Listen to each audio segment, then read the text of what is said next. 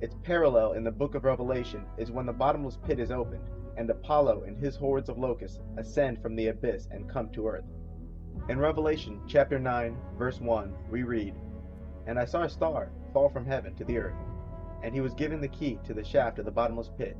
He opened the shaft of the bottomless pit, and from the shaft rose smoke like the smoke of a great furnace, and the sun and the air were darkened with the smoke of the shaft. Then from the smoke came locusts on the earth, and they were given power like the power of scorpions of the earth, and they were told not to harm the grass of the earth, or any green thing that groweth, or any tree." In movies like The Day the Earth Stood Still, you have a horde of insects who go about devouring all that is man-made, while leaving every green thing untouched.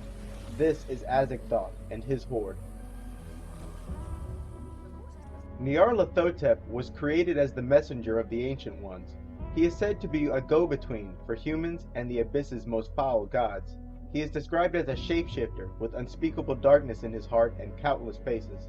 His most common nicknames are Lord of the Wood and the Creeping Chaos. For those of you who have seen Hollywood Insiders, full disclosure, you're familiar with the Joker character Asmodeus and his role as the go-between. Repeatedly, Nyarlathotep is associated with chaos. This is, I suspect, Nyarlathotep. Upset the established order, and everything becomes chaos. I'm an agent of chaos. Oh, and you know the thing about chaos? It's fear. Next we have Kingu, the military commander of the demonic hordes.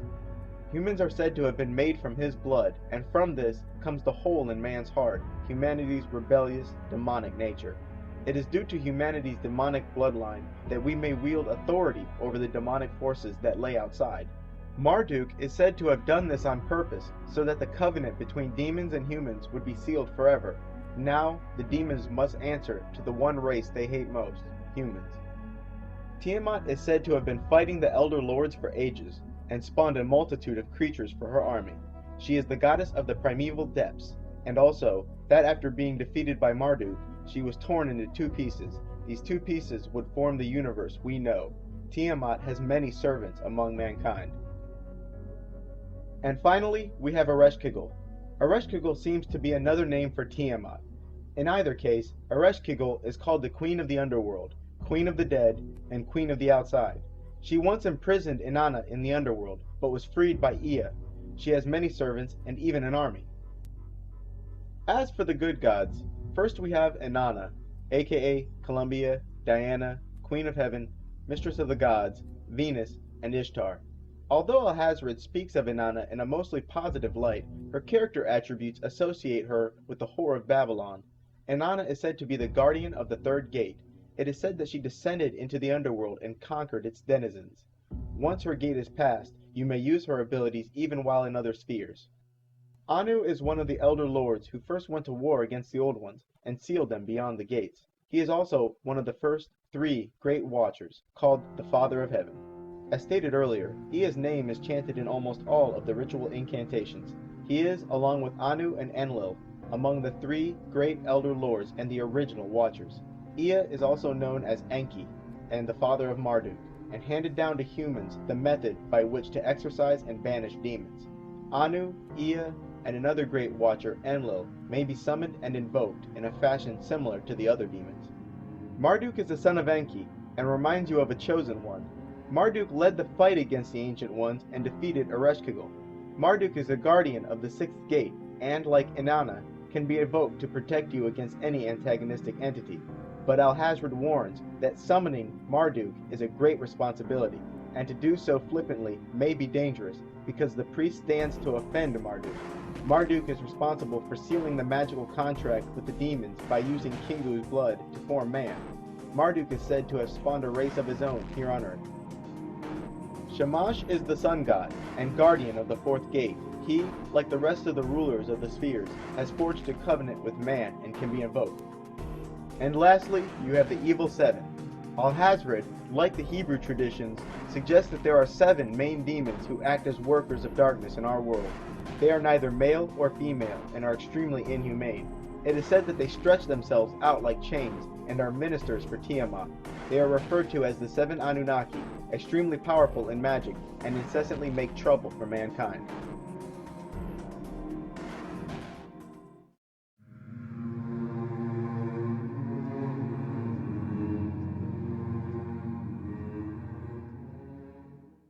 First and oldest of the races are the Elders, also called the Elder Lords, or the Elder Things. These beings precede the existence of the Old Ones. This group has made a pact with mankind so that we may call upon their assistance with magic. This group is ruled by three gods, Enki, Enlil, and Anu, who would later spawn a race called the Watchers. This group of gods lives, according to the Necronomicon, remotely in the heavens. It was members of the Elder race that trapped the Ancient Ones in the bottomless pit. Then there's the Old Ones, referred to as the Ancient Ones or those from outside. These beings are demons to Christians and jinn to Muslims. This race too, because of the blood of Kingu, is subject to the will of man, granted the proper sacrifice and ritual has been performed. The Old Ones were created and came to Earth long before the creation of man. During this time, the Necronomicon points out, they filled the Earth with corruption. They erected great cities at Earth's poles. Their children, the Nephilim, began to cover the earth. They were worshipped like gods, and when the Elder Lords looked down from heaven and seeing the corruption, they set their seal against the Ancient Ones and cast them into the bottomless pit. Wantonly, the Old Ones trod the ways of darkness, and their blasphemies were great upon the earth. All creation bowed beneath their might and knew them for their wickedness. And the Elder Lords opened their eyes and beheld the abominations of those that ravaged the earth. In their wrath, they set their hand against the Old Ones, staying them in the midst of their iniquity, and casting them forth from the earth to the void beyond the plains where chaos reigns and form abideth not. And the Elder Lords set their seal upon the gateway, and the power of the Old Ones prevailed not against its might.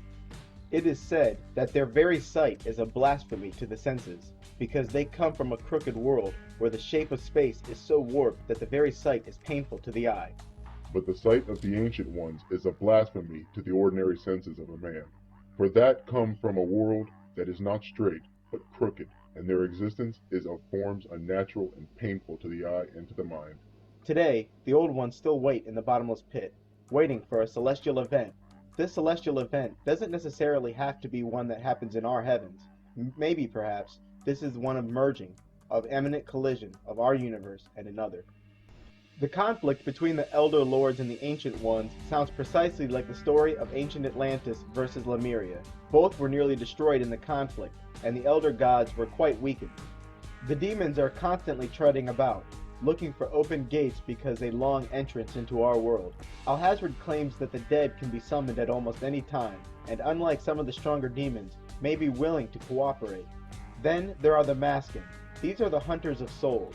They apparently drag away the soul after someone dies. They are led by their queen, Ereshkigal.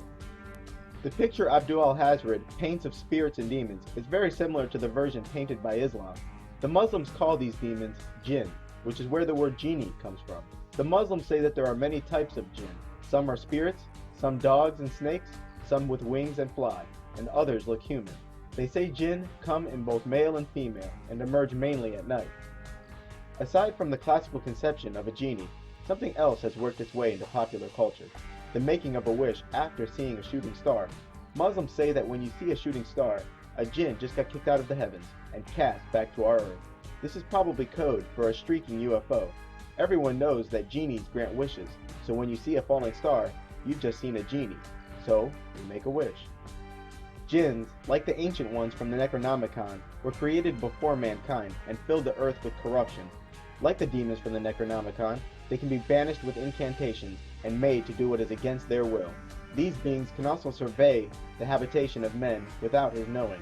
And the Muslims also claim that there is a pact or contract between the jinn and mankind. Alhazred claims that some demons feed off human emotion like food, and can actually become fat from death. Outside the limit of our sight, feeding off us, perched on top of us from birth to death, are our owners. Our owners. They have us.